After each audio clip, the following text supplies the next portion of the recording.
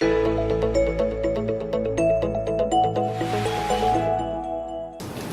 just a word of introduction. This is our third Yom Iyun of the year, and to be honest, they're either proactive or reactive. So, for example, the first Yom Iyun we did was on the importance of learning Gemara. That was reactive in the sense that people in Beis Medrash were talking about it. It's an issue that interests guys, and so we said, okay, let's talk about it, Barabim as a group, as a topic.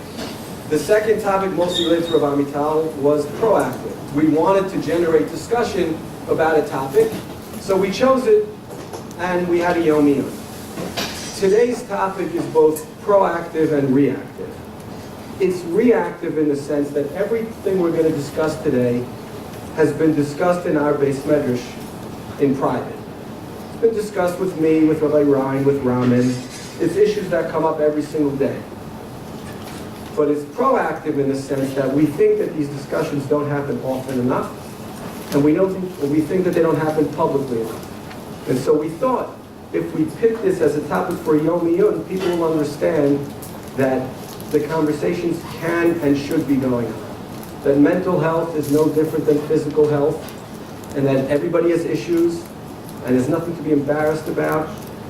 And all the issues we're going to talk about today are real issues that we talk about, I talk about almost every day.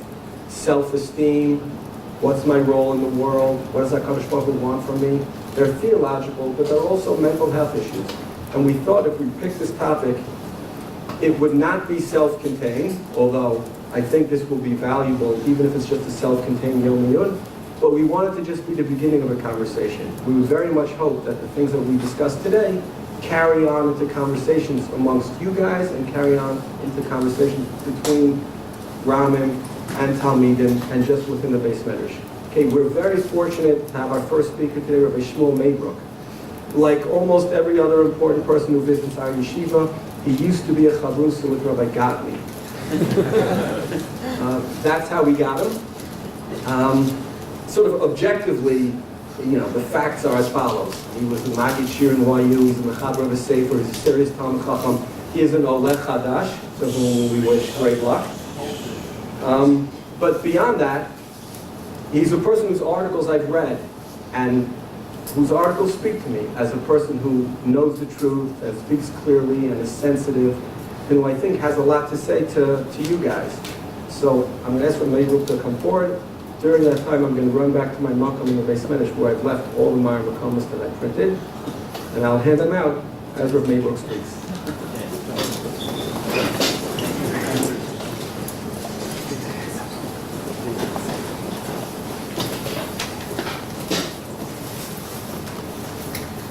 It's a privilege to be here, not just because of the invitation of Yedidi Rav David,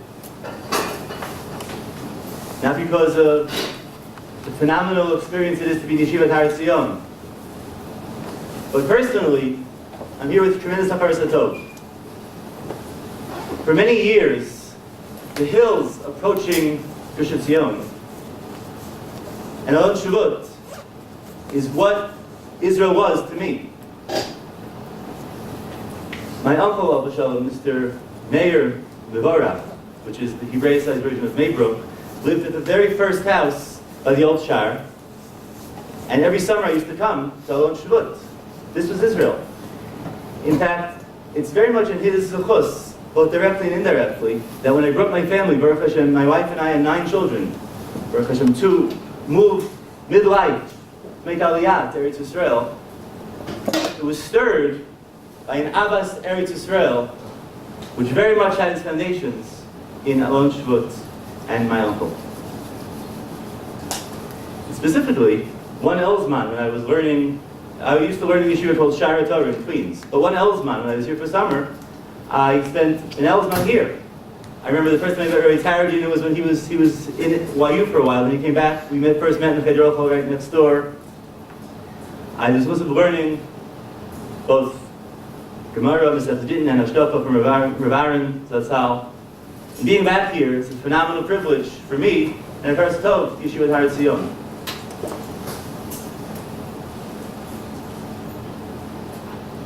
This morning I came to Shabbos. I was wearing the coat ran into very carrigan. It's a medium-sized coat, as apropos for the weather. I started taking it off and I noticed, I'm not wearing a jacket. Now, whether it's halacha, hashkafa, socio-cultural norms, that's what I do. I always wear a jacket for davening. My first thought was, oh no, I'm going to daven without a jacket. What are people going to think? What came to mind was not, halachically, is it really necessary in the first place? Yesh ma'avadun, hashkafically, socioculturally, is it prudent or imprudent? The first reaction was, what are people going to think of me? Now that thought, the very fact that I was so conscious, the first thing that came to my mind is what are other people going to think? My yomru is an indicator to me that I need to work a lot on the topic that I came to talk to you about today. The sense of self. An idea often called self-esteem. Self-esteem is a very umbrella topic. Ask many different therapists and self-help experts, they'll give you different definitions. But in my understanding, the word self-esteem is not only the most researched topic in mental health, but the most fundamental in who we are and what it means to be Avodat Hashem. I define self-esteem as a deep feeling that you have intrinsic value regardless of events, other people, or possessions. Just to reiterate, a deep feeling, it's a thought, a feeling, an emotion, that you have intrinsic value, which is not totally, not contingent on events, other people, or possessions. There's no raya mukhrachas, there's no way of proving that a person has a sense of self, but it's manifest in our actions, our behaviors, in our thoughts. It's something so elementary, so essential. It governs decisions we make, attitudes we have, and behaviors we're involved in day after day. In reality, self-esteem is not all or none. It's not binary. Either you have it or you don't have it. Self-esteem is a curve. It's a process, a lifetime of growth, which a person can constantly improve on, understand, and get better at. We're going to go through Maybruch today, which show that it's something which is very basic in Hashkafa of Chazal, in primary sources, as well as in mental health. Is there a hand I can have?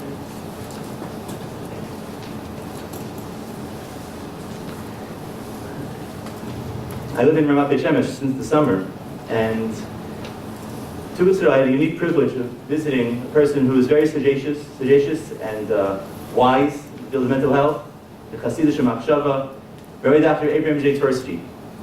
Unfortunately, he's not so well. He has mishpacha in Beit Shemesh, so I was visiting him on Shabbos a few weeks ago. He's very much in his prime, but he would say past his prime. But to an extent, he wrote the book on self-esteem. By no means is he the primary researcher in self-esteem, but the one who, to an extent, blew it open, as we would say, in the frum world, is Rabbi Abraham J. Tversky. And he wrote 84 books. He often points out, people ask him, how can you write 84 books? Like Jacob Neusner, whether he wrote them or not. How can you write 84 books? So he says he really wrote one book. He just wrote it 84 different ways. His primary idea is the idea of self-esteem, and specifically in Yahweh. He, many years ago, I'd say 2 or 3 decades ago, made me aware of the concept of self-esteem because of his own self-disclosure. He points out a phenomenal situation. He has it in many of his books. You can find it online, on Torah web. It's actually a video that he reports what happens. He describes the fact that for many years, he studied to be a psychiatrist. And he was the head of a major hospital in Pittsburgh. He was the head of a hospital that was on call all the time. Very often he'd be woken up many times at night, and there was a high level of stress that was constant in his job. So eventually he realized he needed a vacation. What's vacation when you're so involved in stress and difficult experiences? Doing nothing. So he went to hot springs, and he had planned to do nothing. So the process when you go to the hot springs was that before you actually enter the hot springs, you need to have 25 minutes in a bathtub. A regular mayim shuvin. You don't have the mayon, you have the mayim shuvin, he was in a bathtub. And when he was in the bathtub, he stayed, he relaxed in the bathtub, so he finally came out. Put on his robe, said to the attendant, I'd like to now go to the baths. And the attendant said, sorry, we were only in the tub for 5 minutes. You need to go back. You need to be there for 25 minutes. He'd never pop. So he went back for another 5 minutes, but she said it seemed like absolutely excruciating agony. And he went to the attendant and said, okay, I'm done. The attendant said, sorry, sir, that was 10 minutes. You have 15 more minutes to go.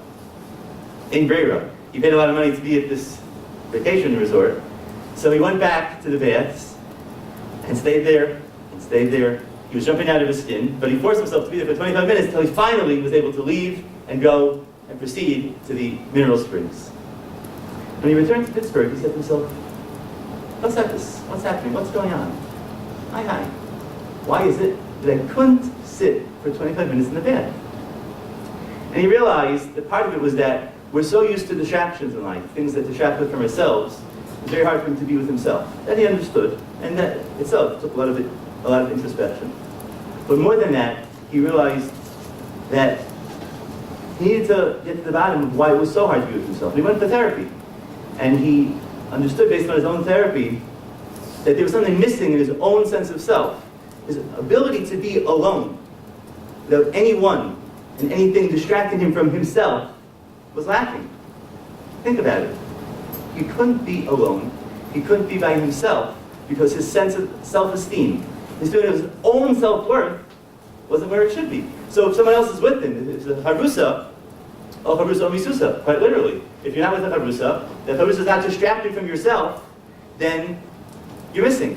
One might even say, if you take it properly, even religion, even to an extent, HaKadosh Baruch Hu can be a distraction from ourselves. Now, of course, we're always supposed to be Shri Hashem and Summit, but the concept of needing to focus on HaKadosh Baruch Hu with the exclusion of oneself is also a bit painful. Because oneself is supposed to be the occasion, it's Shri Hashem L'Negli Summit, and you need a certain sense of self to connect to HaKadosh Baruch Hu. And he wrote 84 books, not because he was trying to help us. Primarily, he was trying to help himself, and he helped everyone else on the bandwagon.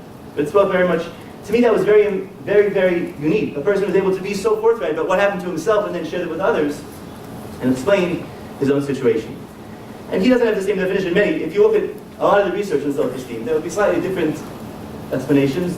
Some research talks about the difference between intrinsic and extrinsic. The way I like to think of self-esteem is the internal feeling which you can't pinpoint, but it's there, of self-worth, which is regardless of anything else that surrounds a person.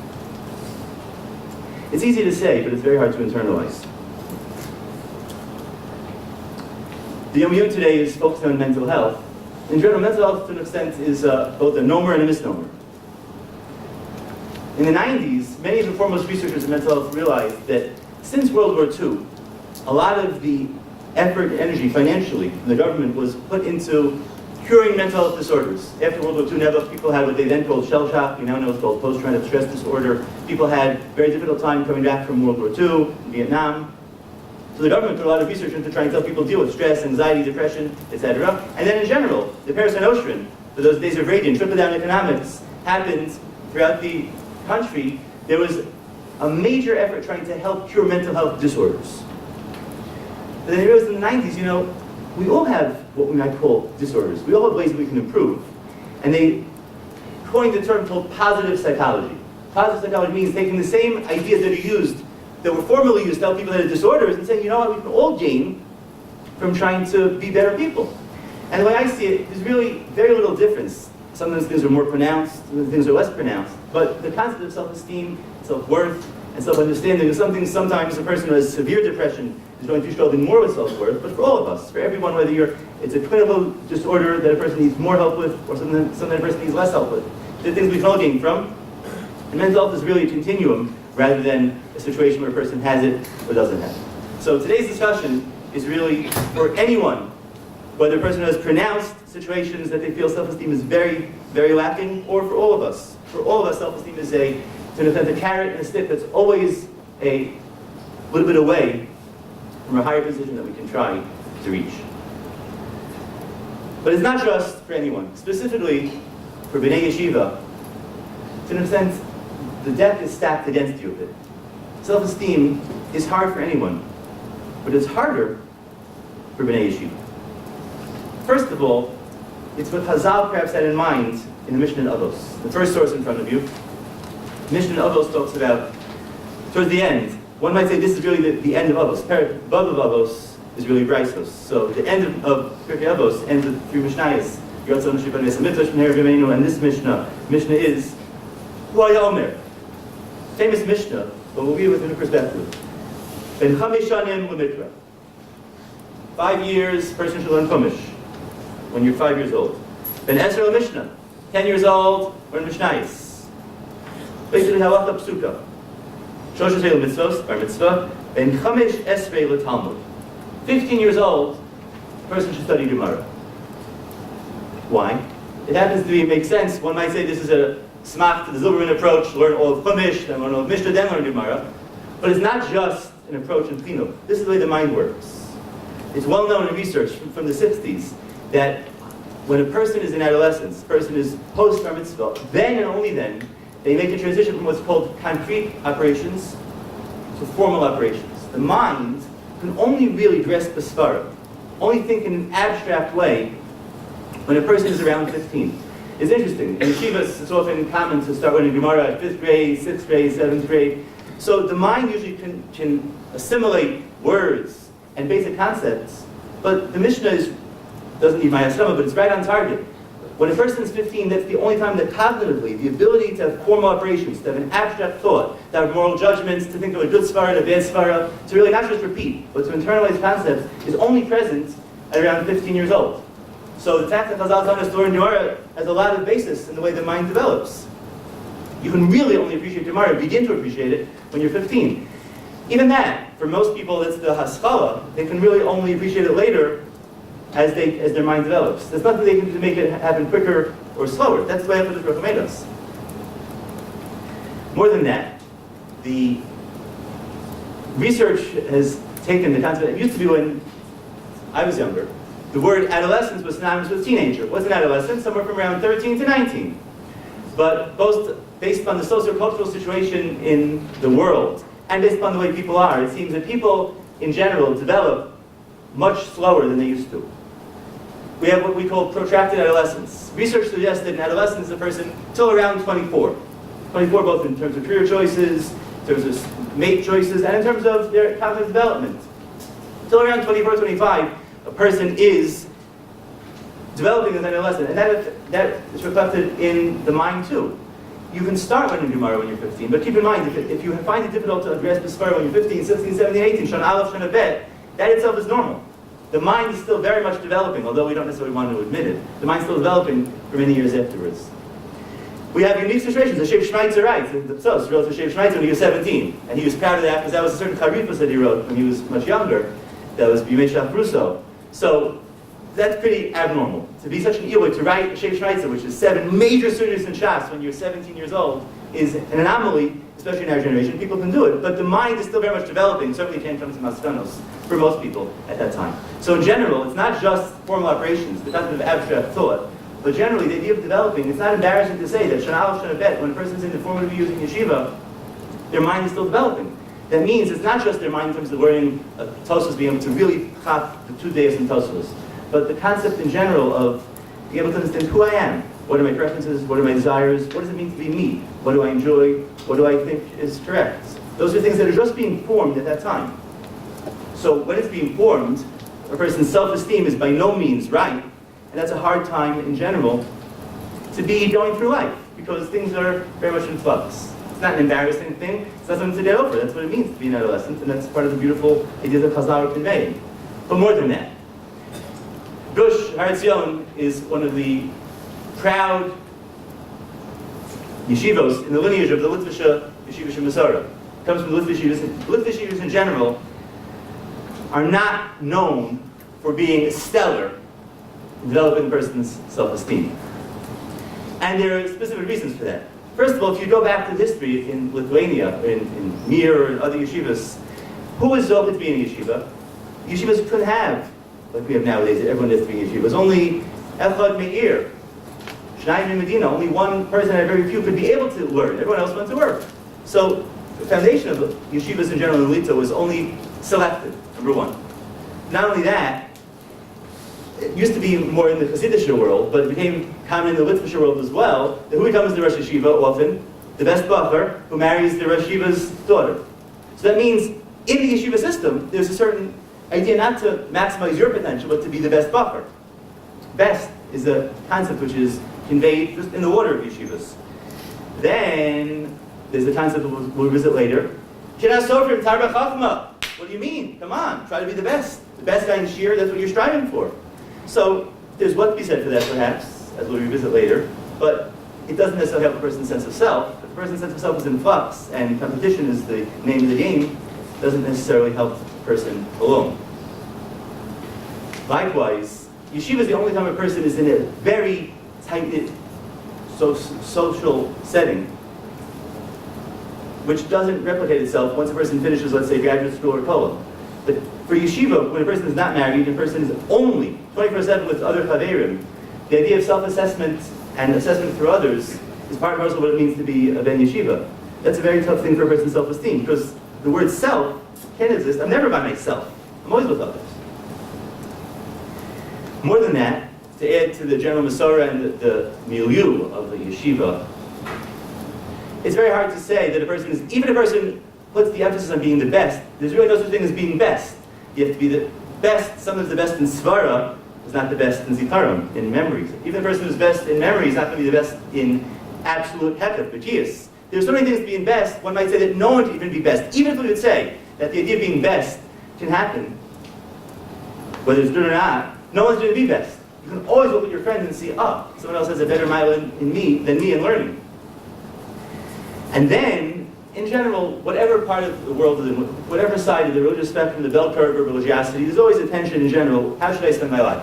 Should I be more involved in learning, chinuch, rabbanus, full-time, learner, more involved in learning? And these are decisions people go through. Some people more, some people less. What's one of the basic criteria to try to determine whether you should be more involved in learning chinuch, rabbanus track or not?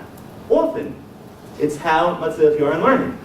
So it's hard for a person to have off his radar that even Shana Aleph, Shana Bet, if you're trying to have a telos, a general goal of what you're doing, then it's in the general system, the concept of trying to decide who you are, how you should spend your life. And that's part in terms of your assessment of yourself with learning. All these in general make a very formidable challenge for a person to have a true sense of self. Who am I? Regardless of what others are, just in myself. So that's today's discussion. What does it mean to be yourself as far as who you are? It's amazing. If you look at it in Chazal, one of the ways Chazal conveyed a true sense of self, the concept of self-esteem, is none other than the word anava. Anava, we usually think of as being humble. Anava really means a person who has a pleasant sense of self, regardless of others, regardless of situations, possessions, or events. And that's the story conveyed in the Gemara in Shabbos, a story which you're probably familiar with, but let's read it again with a very tight read, but none other than the great Tana, Hillel. The Gemara says, second source, Laman Aleph and Shabbos, going to Amid Beis, Tan Rabbanan, La'olam Yehei Adam Anvasan Ki Hillel V'ayeh Kaptan Ki Shammai. A person should always be an anav like Hillel, not a mavater. A person who's specifically an anav like Hillel, as opposed to Shammai, who had a different midah being very makbid. Ma'aser v'shnei Adam. Shemira says that they had a bet. Amru, they said, Kol mi sheyelech b'yachid es Hillel yita ab me'azuz. Pretty formidable bet. 400 zuz. It was a lot in that time. If you get Hillel upset, what they do? They went to Hillel specifically on Erev Shabbos. As he was taking a shower, getting ready for Shabbos, they tried to chop him. Let's see the Gemara. I'm skipping a little bit. Skip the third line. So at the end of the third line, Amar, person who was trying to win the bet, Amar, Mitan Hillel. Mitan Hillel. Who's Hillel? Who's Hillel? Undermining sense of self. Hillel is the Nasi of Klal Yisrael. You don't just ask who is Hillel. No titles. And Hillel was known. Rashi points out that Hillel was known, and this was really, as we would say in Yiddish, a shtuck. is trying to undermine Hillel. Who's Hillel? Everyone knows it. You see Hillel's paper, Hillel's name all over the place. Who's Hillel? It's undermining the sense of self. What did Hillel do? It's Benachas. Misate Yetzel. He put on his robe and went to greet this person. Well, he said to him, look at the midos of Hillel. He said to him, Beni, how can I help you? Beni. This jerk saying, hey, where's Hillel? He says, Beni, how can I help you? He said to him, Shela Yeshli L'Shol. I have a question. Shal Beni. He said, sure. Again, Beni. Shal. Why are they misshapen? The heads of the Babylonians. Beni, listen to the next few words. She'ela Gedola Sha'alta. That's an amazing question. Now, in graduate school for education, they'd say, whatever a student asks, make them feel really good about it. Hillel didn't take graduate courses in education, but think of Hillel's Zakvas HaNefesh. Hillel says, She'ela Gedola Sha'alta. You're asking a phenomenal question. And Hillel gives him the answer. This happens 3 times. There are 2 points about Hillel. First of all, the miracles Hillel in Anav, and Hillel then responds with She'ela Gedola. This is classic with a true sense of self. Hillel wasn't contingent on this person for a sense of self. Hillel knew who he was. He had no gaiva. He was an Anav. But Anav meant a true sense of self, and that he was able to understand his position in life as an Eved Hashem, regardless of what others call him, regardless of the situation, regardless of others trying to undermine him. This is classic. If a person wants to know if he has a good sense of self, often an indicator is to look, what do you think of others? Very often, if we're critical of others, that comes, as we call in psychology, a defense mechanism. We're defending ourselves from being self-critical. If we are always critical of others, ashrafos, others' approaches, others' learning, what others wear, what others do, the more critical we are of ourselves, the more of an indicator it often is that our own sense of self is wanting, and that we're really just throwing it on others. That with Hillel was quite the contrary. Hillel had a phenomenal, beautiful sense of self. Hillel was an Anav. Anav meant he had an accurate portrayal of who he was, notwithstanding what others thought and what he had. Therefore, Hillel could say to this person who asked a very simple question, the Marsha could say this must have been a Akasha. This was a great question. But the simple pshat in the Gemara, this was just a question to bother Hillel. He was able to instead give him accolades because he had a true sense of self. There's a sefer, you told me you're doing Hilchos Brachos, a sefer from England, the Makar HaBracha on Hilchos Brachos. So in the back of the sefer Makar HaBracha from England, which is Halachos and Brachos, he has a litany of different articles. One article is about what bracha you make on grapefruit ices, discussion, it's grapefruit but it's ices. Another discussion he has, Binyan Midas Anava. He tells a story. It's funny, he's a primary source, but he quotes tertiary sources. He says there's once in the Ated Ne'eman article that talks about the Chazon Ish.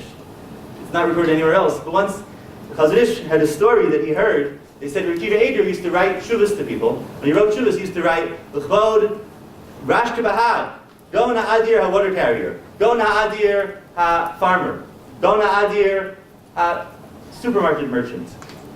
They once asked Rav Kiva Eider, I don't understand. Why are you writing that? These great names, people that are just hamonam. Rav Kiva Eider once looked at them quizzically and said, but that's what they write to me. So it sounds like a great story of Anava. They say, from this Yated Ne'eman article, that this Makar Bracha quotes as the only place that I know that it exists, that the beautiful story is, they told this to Chazon Ish. Chazon Ish said, that's Tenish Zayin, it can't be. There's no way the story is true. That's not Anava. That's a distorted sense of self. Rav Kiva knew who he was.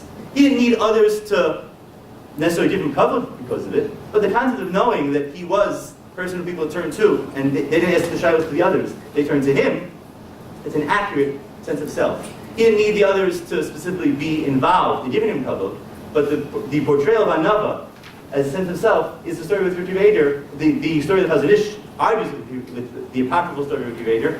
That's his Gemara. Anava means a correct sense of self. That is self-esteem. The ability to be with oneself, the ability to know oneself, and not have it contingent on others, as was Hillel.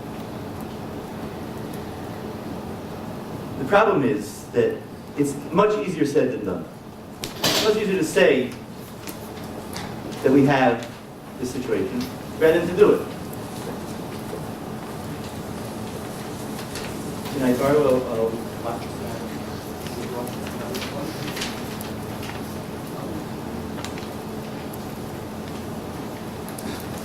one of the great ways, thank you, of showing that a person is wanting, is lacking in a sense of self, is how much a person looks at others.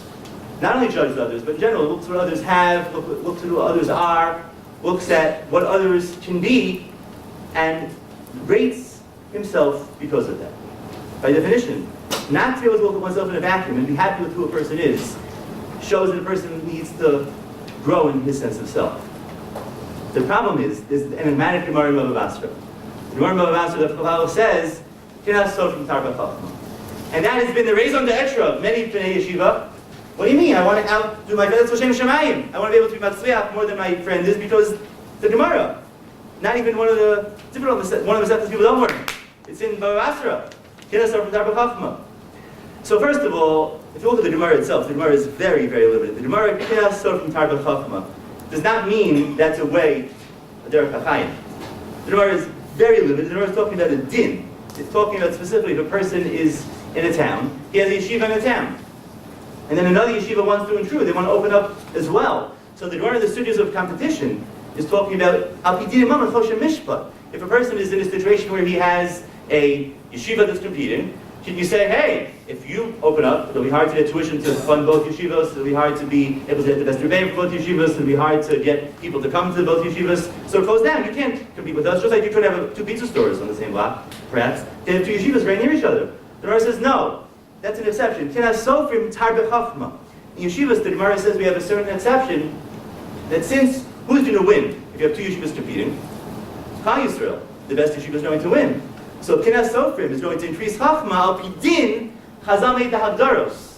The specific, unique situations of competition, different in a case of yeshivos. But it's not a way to live life, it's a din. Very, very, it's unique and specific Shulchan Aruch. Not an approach to life. More than that. The idea of Kinas Sofrim often means that a person is not striving in a sense of self. If I rate myself based on others, in terms of how I'm a in yeshiva, how I'm doing Yiras Shamayim, how I'm doing in my mitzvos, that itself usually comes from a low sense of self, from a self that needs to be nourished and encouraged, rather than from Hashem Shemayim. This, Rashi says, is pshat in a pasuk in Vailos. Not only Rashi, you'll see it in a second video, Yonah says the same idea. Says the pasuk, Ra'isi Shalom Melech says, Ra'isi ani es kol amol, es kol kishon ha'ma'aseh.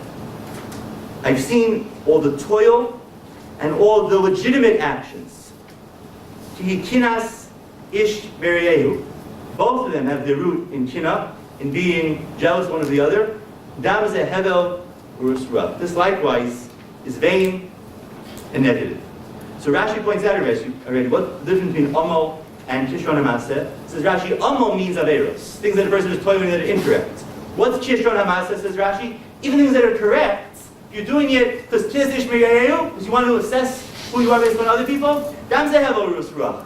What happens to serve with Chachma? So clearly, Rashi is pointing out that Shlomo Melech in his wisdom understood that's not the ideal way to serve HaKadosh Baruch Hu. But it's not just Rashi. That's really Yonah, a very extreme sense on the Mishnah Avos Perek Dalet.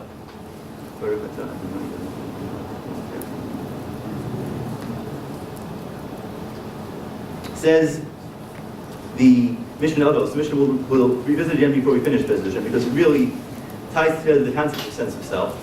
It says, Rozer HaKafar, Hakina, Taiva, Kavod, Motzien es Adam Olam. It says, Rabbi Yonah, we're not going to read the entire Rabbi Yonah. It says, Rabbi Yonah, that third line, by the period, smack in the middle, Ach Yoser is Shazeh im below Kina, Chafetz Be'ela. First two lines he says, the person who wants to do mitzvos, L'shem Shemayim, because he looks at what others do, that's Hevel Rusra, like Rashi says. It's much more correct to do, as the Rambam points out in the Shuvah, emes mepnei shu emes. You believe in doing Torah mitzvos because you want to actualize yourself. You should have to talk to HaKadosh Baruch Hu, not because what others think.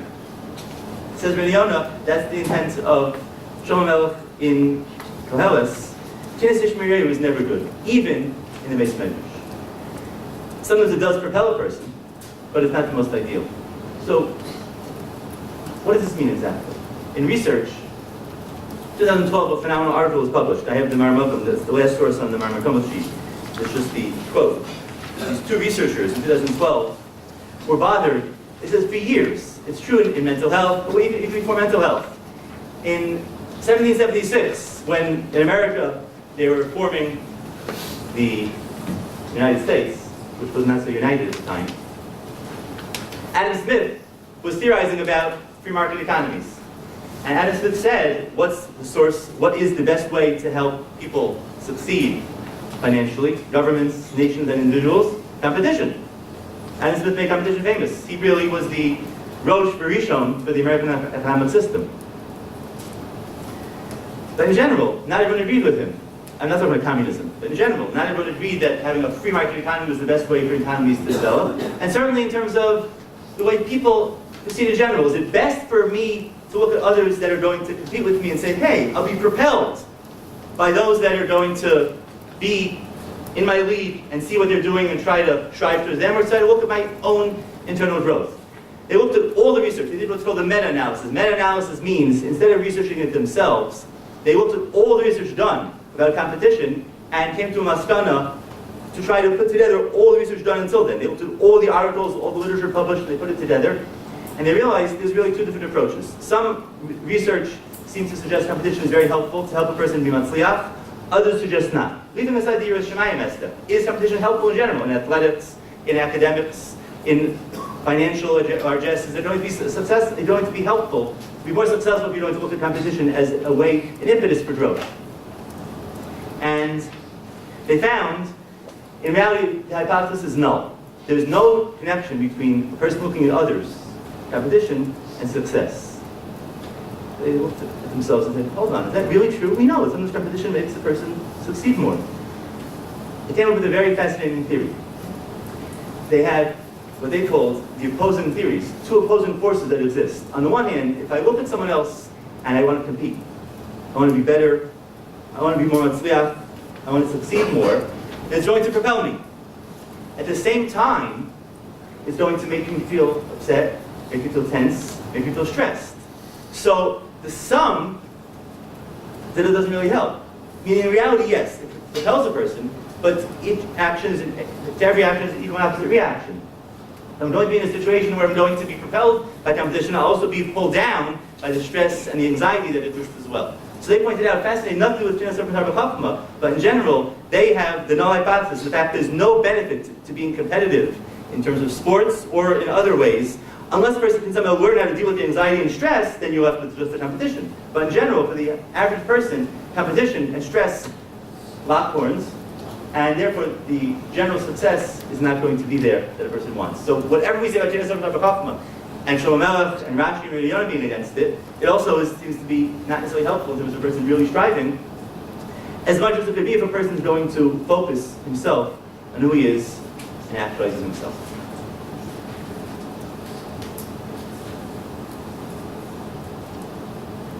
The question is how. For our discussion so far, I began explaining a little bit of what sense of self is, what self-esteem means, an intrinsic sense of self-worth, which is not totally in anything else.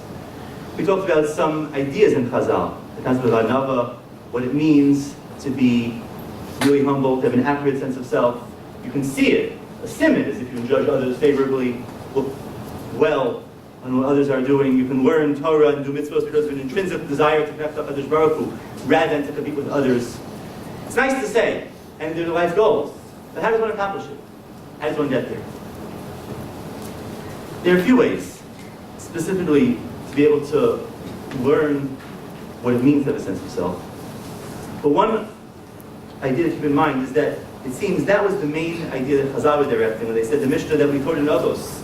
Hakina, v'hataiva, v'hakavod, motzinas admin olam. All those really are symptoms of a low sense of self. Kina, if I'm jealous of someone else. Chayva, if I feel that I don't have a sense of self till I have what I want. Or kavod, I need you to honor me. If I need you to honor me, that means I don't feel that I have enough of worth unless you honor me. So all these really come from a low sense of self. How then does one avoid the concept of kina, title, kavod, the idea of having an accurate sense of self? So one approach, much of therapy is based on this, much of self-help is based on this, is not necessarily to have an intervention, but to have a hakara, to acknowledge it, to realize, to understand it. Often, the first step in a sense of self, in self-esteem, is to know that the issue is there. Rabbi, I'll tell you, without alone dayenu, if the only thing we did in our discussion, without any makaros, without any discussion in terms of interventions, had to change it, to know that it's a problem, that itself is very powerful. It's an idea that started perhaps with Freud, but many after him have the concept as well. It's almost like if you have a bottle of seltzer. This is water that's not carbonated. But if you have carbonated water, what happens once you open carbonated water? What do you notice in the bottle? All the bubbles will start bubbling up. The way our minds work is very similar. Often, problems are not as problematic if we have hapara. If we know that it's there, that's often the first step to controlling it. Being in touch with it. Like I was in touch with the fact that, hey, I felt awkward. I'm so concerned with others think about my jacket. That's similar to me. I didn't necessarily solve it, but it's similar to me. Oh, something's going on. Shmuel, there's something going on in your mind. The hapara, the acknowledgement itself, helps things bubble up. Often, it's an idea in trauma, something's known as name the monster. Name the monster means that often if a person has a very difficult situation he's scared of, an abnormal phobia, one of the first steps of intervention is not to cure it, but just to know it's there. And often, if you shed light on a problem, then it's much easier to deal with. Ma'at min ha'or, dofa harbi min ha'choshev. So as the bubbles come out of the carbonation, so too, if you acknowledge something that's there, that's often the first step. And for some people, that's even enough. To know I have a recurring issue with my sense of self. To think about that and say, hey, you know what? I'm always growing in that. Often is first rung in the ladder of getting there. But there's more.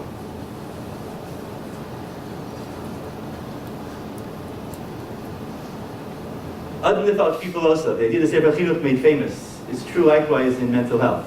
If one of the simanim that we're struggling with the sense of self, with who we are, is that we judge others negatively, which is really that we judge ourselves negatively, it's often helpful to practice judging ourselves favorably, even if it doesn't make sense. And Rabbi said there are many reasons not to judge ourselves favorably, especially as Avodat Hashem. It's very easy to be hard on ourselves, and we can say, Hashem Shemayim, what do you mean? I'm not happy with who I am. I don't want to rest on my laurels. I want to be critical of myself. I didn't daven well enough. I didn't learn well enough. I didn't make opinion well enough. I didn't do what I should be doing well. Hashem Shemayim. To practice Hashem Shemayim, the concept of being kinder to ourselves, even if it's not rational, even if we can't justify it, that itself is a very productive way of being able to build one's sense of self. If a person thinks he's being kind to himself and he's nisrashal, all he's doing, he's not learning at all, he's not doing mitzvahs at all, okay, then that's going to the extreme. But the concept of practicing being kinder to ourselves is, for most people, a life's work. And that is a very helpful way of building a sense of self. You have two ways of looking at something, trying proactively to be kinder to ourselves is a way to build our sense of self. But often, a key in many aspects of psychological intervention is trying to trace where things that we suffer from, or things we struggle with, come from. It's well known in mental health that the people you blame everything on, often in psychoanalysis, the deep understanding of insight, trying to understand who a person is, who do you blame everything on? Always the parents. It's always the parents' fault. In my practice, often when I try to probe, I'm a believer in insight therapy. I like trying to get to the tishkas, get to understand what's going on. It's like a surgeon shas. We're all very complex. And to understand the beauty of a personality, to understand who a person is, to really explore is a beautiful experience, and something which I pride myself on being able to do with a person in therapy. But sometimes it's hard. One of the roadblocks you hit when you're trying to have insight and explore who a person is that I don't want to criticize my parents. They're so good to me. How can I criticize them? So one thing to keep in mind is we're not trying to criticize parents. We're trying to just understand. The more we understand who we are and where we came from, our parents' different personalities, the way they interacted with us, their own interactions with each other, the way our family was, not to criticize, but to observe. Be an observer of how you grew up, what life was like, of what excellence meant, of what it meant to be who you were, of what situations were like when you were going on, what the general culture was in your own house, to observe it, not to criticize it, to make you more informed. It used to be at Tzai Sims, Hashem used to be a store people used to shop at. And their advertisement was, an educated consumer is our best customer. So that's really true in life. The more I educate myself about where I came from, the more I understand where I grew up, where my family placed me, in terms of how they interacted with me. Not to criticize, just to observe, help me have a richer understanding of who I am and where my sense of self is. Almost always. Not the culprit, but those that cultivate a sense of self are one's parents and one's family. Often, can be one's rebbeim and teachers. That's way down, second tier. When in a person's formative years, from 0 to 15, often it's parents. So a person wants to understand sense of self, understand what did my parents make important in my life? How did they reward things they did? How did they punish when I didn't do things that were correct? Just to observe, to understand it. It can be such a rich experience. It can greatly inform who we are and understand where we're coming from. To understand Lana Tahalek, you often have to understand the Ayin Basa.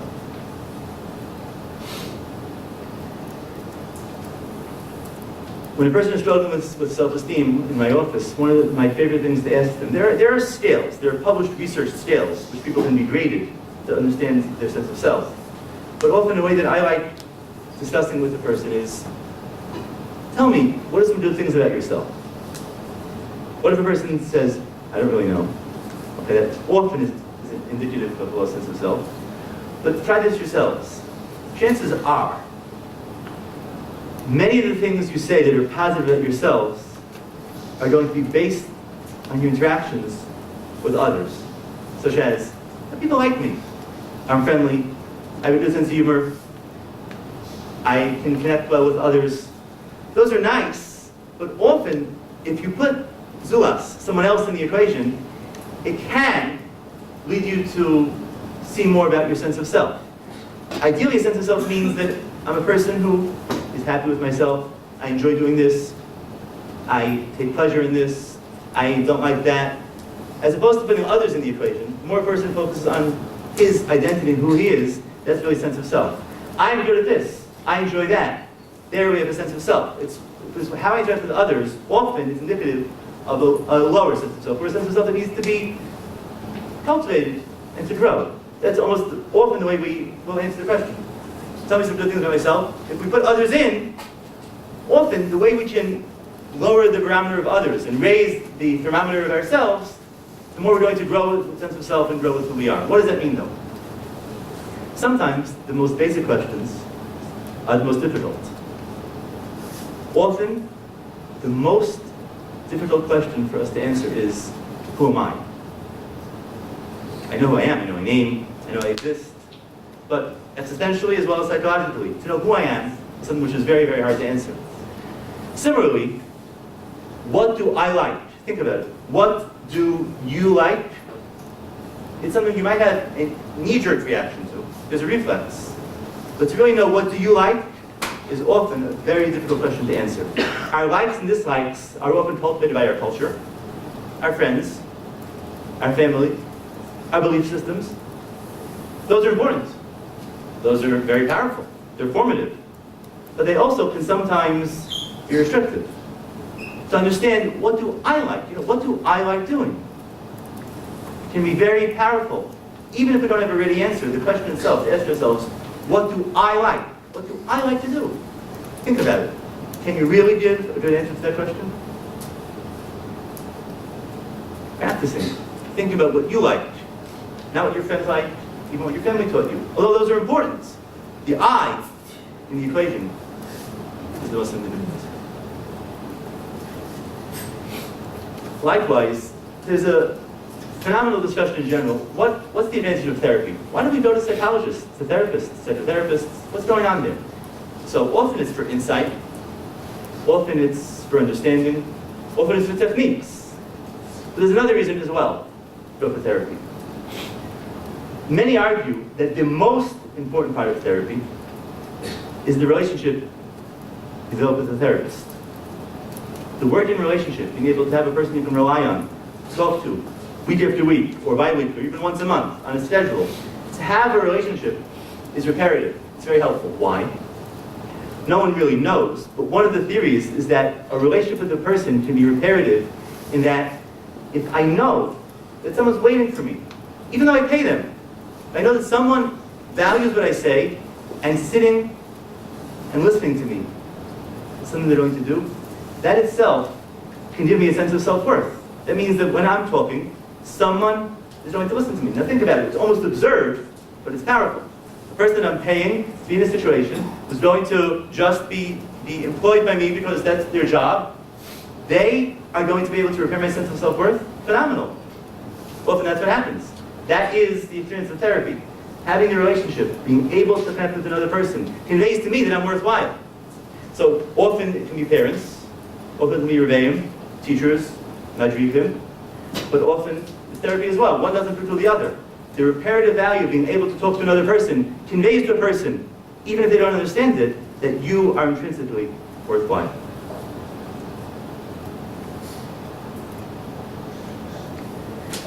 Before we close, within the concept of a sense of self, let's see one more phenomenal Gemara.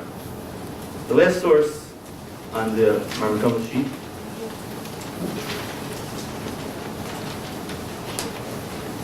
An unbelievable Gemara.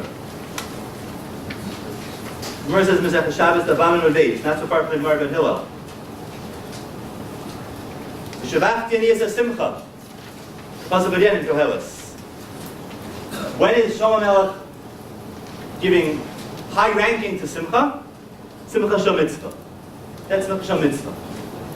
Or Simcha Mazu Osa. What is Simcha?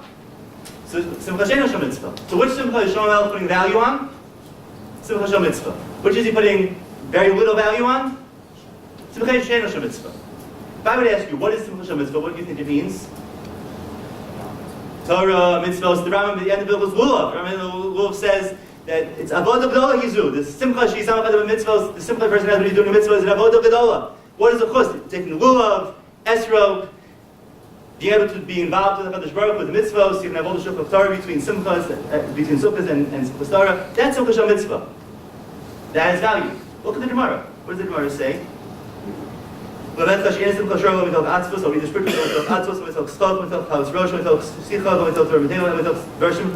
What is the pasuk? What is the raya?